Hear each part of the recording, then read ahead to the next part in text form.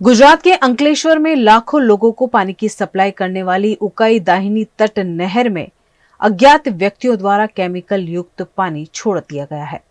गुजरात के अंकलेश्वर में एक बड़ी घटना सामने आई है, जहां लाखों लोगों को पानी सप्लाई करने वाली उकाई दाहिनी तट नहर में अज्ञात असामाजिक तत्वों ने जहरीला केमिकल छोड़ दिया है।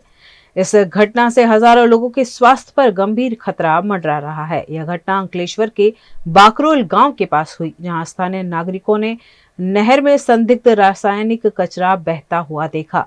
इस घटना के तुरंत बाद जागरूक नागरिकों ने अंकलेश्वर इंडस्ट्रीज एसोसिएशन और गुजरात पॉल्यूशन कंट्रोल बोर्ड को इसकी सूचना दी। जांच के लिए मौके पर पहुंची जीपीसीबी की टीम ने पानी के सैंपल इकट्ठा किए और फॉरेंसिक साइंस लैब में भेज दिए हैं।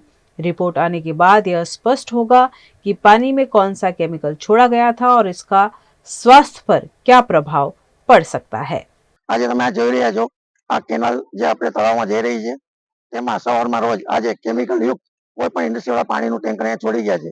આ બનાવ પહેલી વખત નથી બન્યો, આ ત્રીજી વખત બનાવ બનેલ છે, છતાં કોઈ જાગૃતતા થઈ નહીં। જીપીસીબી ની મોટી ટીમ પણ ક્યાંય નથી, જીઆઈડીસી ની સિક્યુરિટી ગાડીઓ પણ ક્યાંય નથી અને ઇન્ડસ્ટ્રીના પ્રમુખ એવું કે જે આ ત્રીજી વાર બનાવ બનેલો છે।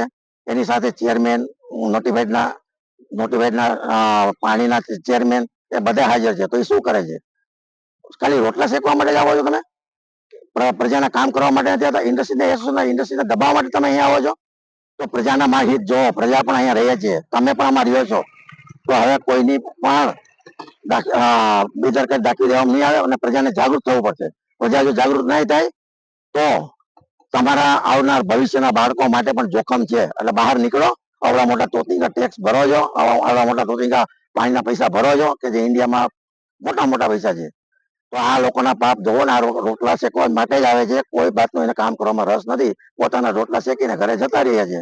આ ઇન્ડસ્ટ્રી એસોસિએશનના કામકાજ છે, તો આપણે નોટિફાઈડ રહેણાંક વિભાગ જાગવું જોઈએ। અમે કોઈ રોટલા શેકતા નથી।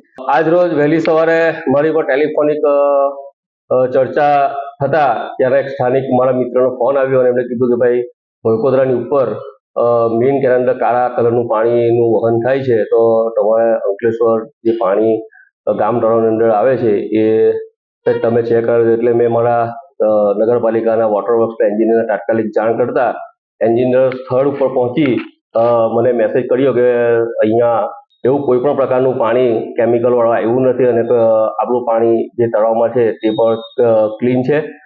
હા, એટલે પછી મેં એમને એવી સૂચના આપી કે ભાઈ હાલ અત્યારે જે આપણો ઇનફ્લો વાલ છે એ બંધ કરીને આઉટફ્લો વાલ ખોલી નાખો, કે જે કરીને પાણીમાં થોડું ઘણું બી કોઈ પણ પ્રકારનું કેમિકલ હોય એ સીધું વરસાદી કાચમાં નીકળી જાય અને જ્યાં સુધી ઉકાઈ જમણા કાંઠાના જવાબદાર અધિકારી તરફથી આપણી પર કોઈ મેસેજ કે ફોન ના આવે ત્યાં સુધી આ પાણી આપણે આપણા તળાવની અંદર ઇન્વોલ્વ કરવાનું નથી।